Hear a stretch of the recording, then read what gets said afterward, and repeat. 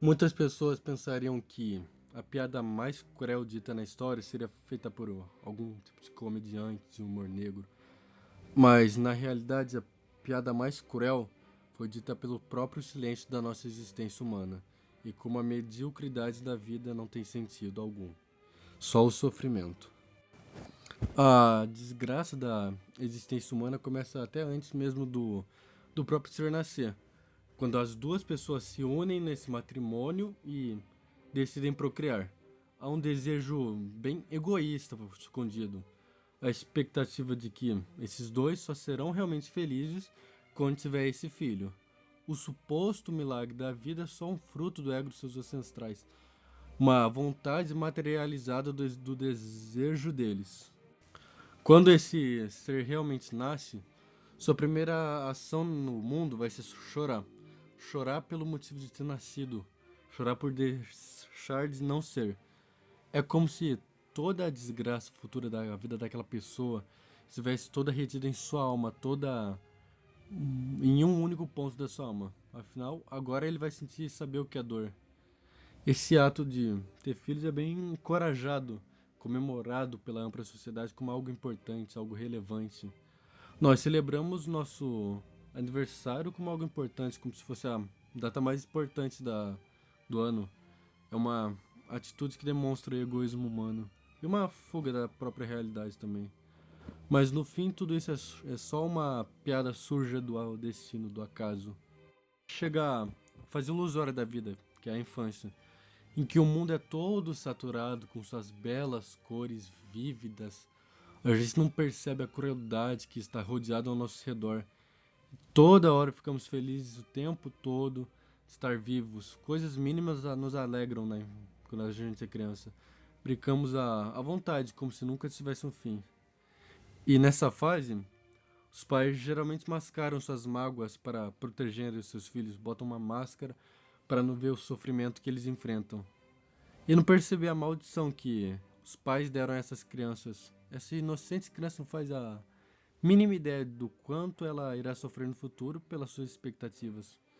Ironicamente, a criança inveja sua futura pior fase, que é quando ela irá ser adulta, pois elas pensam ter uma ideia falsa que, devido à máscara que seus genitores fazem, que ser adulto é uma coisa boa, uma coisa agradável, um patamar elevado, uma fase mais elevada. Ser, pois, vem com aquela ideia casada, aquela ideia vendida aqui. Ah, quando eu ser adulto eu vou poder tomar minhas próprias escolhas, eu vou ser rico, ter uma namorada perfeita, uma vida perfeita. Mas essa face oculta que os pais mostram, só fingem que são felizes, revela a miséria da vida humana por trás disso. Posteriormente, essa criança pura ela vai entrar na sua adolescência.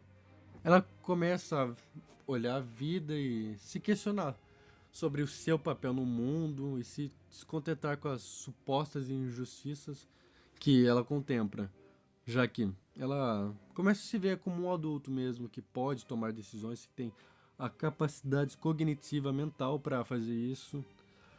E as ações que os pais fazem para protegê-la são invertidas e se o filho começa a ver como uma ameaça à sua honra, à sua autonomia. Esse adolescente, nessa fase, vai descobrir realmente. Vai quebrar aquela ilusão da infância. Ele vai ver as dores do mundo, as coisas horrendas que esse organismo monstruoso realiza. Nesse horrível mundo, ecoa o som de crianças sendo estupradas, pessoas matando umas às outras, se automutilando, torturando seus semelhantes. A cada momento uma pessoa se mata por causa da crueldade desse mundo. Então, ele, ele vai fazer um diagnóstico. O ser humano é uma criatura desprezível. Esse, esse fardo do reconhecimento de como a vida é, como a versão que foi vendida na infância como uma coisa maravilhosa e a versão que ele realmente presenciou na sua adolescência. Vai causar um declínio emocional nessa adolescência, uma queda da felicidade que antes ele detinha na sua infância. Que Depois de anos afundado, ele chega na afundado vendo as desgraças da vida, ele chega na tão esperada vida adulta.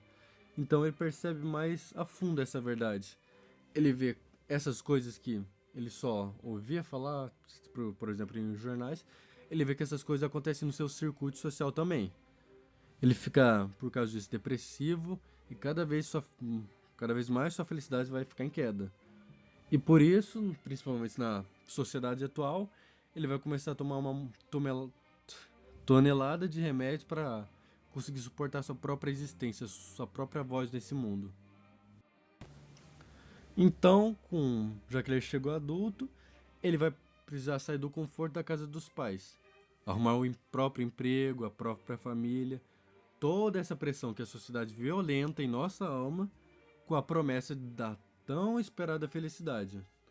Ah, e a princípio, a pessoa fica contente de ter conseguido arrumar o emprego, porém, com o tempo ele vai começar a odiar no fundo da sua alma ter que trabalhar. Por causa que trabalhar é uma maldição, é horrível. Você é humilhado diariamente só para ganhar um salário mínimo. Pelo menos ele vai conseguir o seu amor da sua vida, em tese. Mas a cada dia ele percebe que as falhas que essa pessoa contém, há hábitos sutis que irritam profundamente ele, e o estresse que é passar com a mesma pessoa todos os dias da sua vida. Mas fazer o quê? Esse é o amor, a junção de dois indivíduos doloridos que descarregam suas dores no outro até que a morte os separe. Com a infelicidade desse casamento, a ideia de ter um filho vai surgir como uma aliança simbólica do casal, o messias da felicidade genuína. Por exemplo, eu estou feliz, estou infeliz porque ainda não tenho filhos. É isso que falta na minha vida. Essa ideia aqui é bastante popularizada. Então, a pessoa vai ter o filho. Os primeiros momentos aparentam ser realmente uma felicidade genuína, mas rapidamente ela já evapora. Esse filho é uma vida. Ele tem necessidades constantes. Não se pode mais fazer o que você gosta. Tem que pensar sempre apenas nele. Toda hora você tem que cuidar dele. Toda hora você tem que vigiar ele. Para ele não morrer. Então, os seus primeiros 11 a 13 anos com esse seu filho vai ser assim. O guardião de um ser humano frágil. Mas agora, depois de tanto tempo, ele quer sua emancipação. E ele age com ingratidão de tudo que você fez por ele todos esses anos, protegendo ele, cuidando dele. Toda a dor que você engoliu e consumiu por ele, essa, essa criatura que antes te idolatrava e te amava, passa a te odiar. Você vira o vilão da vida dela. Se passam mais 5 tortuosos anos com essa rebelião, você não aguenta mais, mas ainda assim suporta tudo, pois é tudo fruto de suas próprias escolhas. Então, esse filho começa a vida adulta dele e ele vai morar na própria casa dele. Você inicialmente vai sentir uma satisfação pelo tempo mais livre que você vai ter. Entretanto, você começa a sentir falta disso. Bem estranhamente, você começa a sentir falta. Solidão dos tempos antigos, mesmo sendo miseráveis, se for reflexivo. E com o tempo vai chegar a sua velhice, que seus pais já estão mortos. Sua esposa provavelmente já morreu. Seu filho nem te vê e não cuida de você na cidade. Você provavelmente só está largado, abandonado num asilo. Você não consegue fazer umas coisas básicas que conseguia antes. Não consegue andar. Você precisa usar fralda. Seu corpo já te abandonou. Você é frágil, é descartável. Se morresse, ninguém saberia. Afinal, a maioria dos seus conhecidos já morreram. Sua hora está próxima, você vai ser o próximo a morrer. E daqui em breve. Então, nessa idade bem abandonado, você fica meio que isolado com seus pensamentos. Você entra numa melancolia, começa a sofrer por isso. A maior, e percebe-se, a maior dor não é o que aconteceu, mas o que não aconteceu, o cenário hipotético. E se eu tivesse feito isso? É uma desgraça maldita. É um espectador vendo sua própria decomposição sem poder mudar os eventos passados. E assim é o fim dessa piada cruel, trágica. O ser humano morre sozinho, triste, abandonado e revoltado com essa piada cruel que fizeram com ele. Essa é a vida humana. Esse é o ciclo da vida humana.